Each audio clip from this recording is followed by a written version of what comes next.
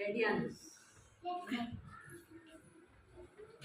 दूसरी वेलांटी शब्द నిన్న కూడా చెప్పినా కదా నేను కొన్ని दूसरी वेलांटी శబ్దని ఏమనాలి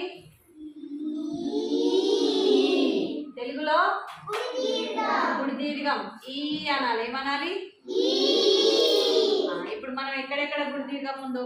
అంటే दूसरी वेलांटी ఎక్కడెక్కడ ఉందో అక్కడక్కడ మనం ఈ అని చదవాలి ఓకే पाटी जीव आरती काकड़ी बीज भाकरी मावशी माशी जमीन दिवाळी దీన్ని అడానాలి